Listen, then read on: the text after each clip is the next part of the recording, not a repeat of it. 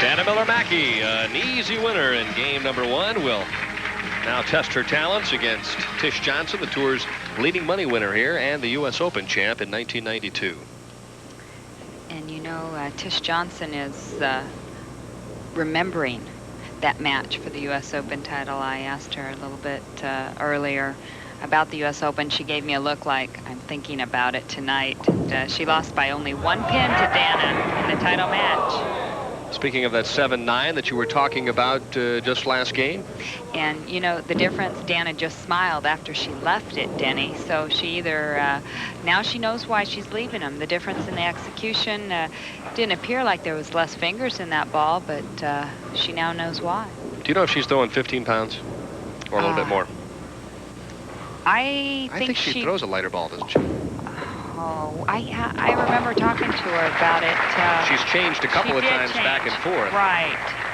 You know, because sometimes a little lighter ball might deflect a touch more, but we'll have to ask her about that. Right. Nothing will be deflecting on this shot, I can tell you that right now. Tish Johnson looking to get back into the winner's circle. It's been a while since she's captured a title, for her anyway.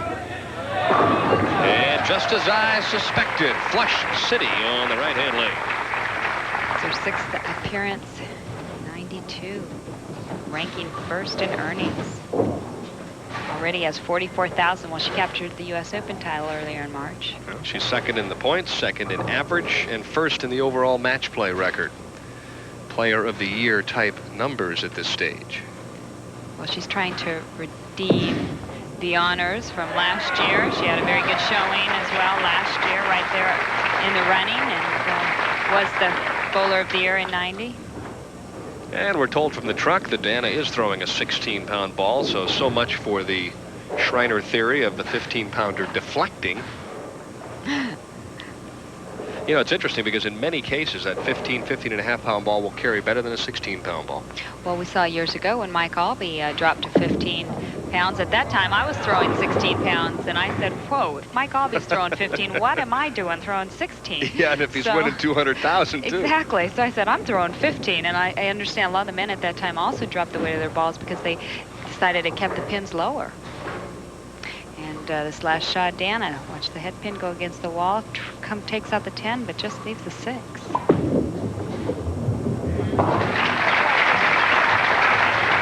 So after an open in the first, a spare in the second, and this one's completely the opposite of the first game when she was way ahead. Now she trails by 21. Well, the pressure has been applied to her as well. Tish Johnson opening up with 2 strikes. You can see there she defeated Tish in match play, but that could have been 2 days ago, and it really makes no difference at this point in time, and these players don't even remember those numbers. Let alone the pair of lanes that they bowled on usually. Unless they do something really astounding. Nice comeback shot, though, on the left-hand lane. So Dana says, I left the 7-9 the first trip. I'll strike here and just start a new string. You know, you're mentioning not even the pair of lanes, but many times the players don't even realize the television pair, whether they averaged good or not, unless it really stood out to be an extremely difficult pair for them. Yeah, they're always surprised when we walk up to them and tell them what they did one way or another because they don't have much of a memory in terms. Well, you wouldn't when you cross that many pair of lanes, bowl that many games. Tish Johnson here holds the ball very low in her first step. You can see she takes a 4-step approach, very basic game, just fluid off the hand. Effortless. I'd say she probably gets out of the bowling ball as well as any of the ladies on the tour. Very quick, very quickly. Dices up the rack on the left-hand lane. Tish Johnson means business as she starts with a 4-bagger and leads by 41. Dana Miller-Mackie really needs to get something going here. She's got to strike up in the 3rd. Can cut the lead to 31. That's an understatement. She needs to go off the sheet at this point in time if she even wants to be in the neighborhood. Well, the way Tish is striking, you mentioned she was non-stop striking in practice, but Dana can give her a run for her money. Well, I wonder if that huge, cool air mass, that moist cloud hanging over the pair of lanes on 73 and 74 is having an effect.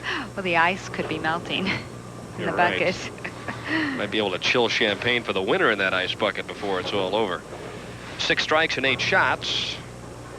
So they're picking up the pace a little bit here at Satellite Bowl. No surprise there. The scores were very good this week. Carolyn Dorn could have her hands full, as she's going to do in the next match. Solid 6-spin on lane 73.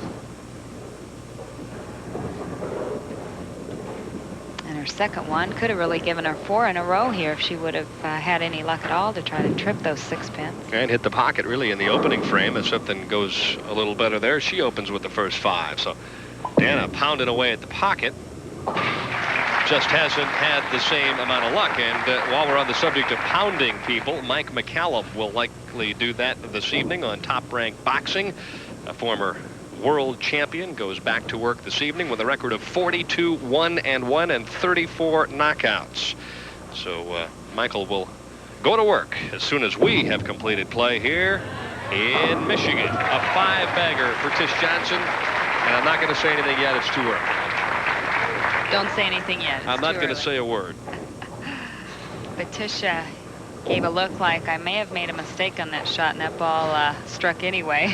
I know one thing. She got that one about a board or 2 left of where she was hoping to get it, and that thing came screaming back. Very smooth surface across this entire building on the left side. That's why the left-handers have done so well here through the years. Halfway home for Tish Johnson.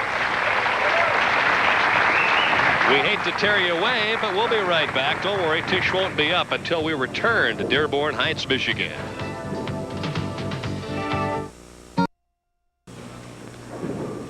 What does it feel like to run right into a brick wall? That's what Dana is feeling about this point in time.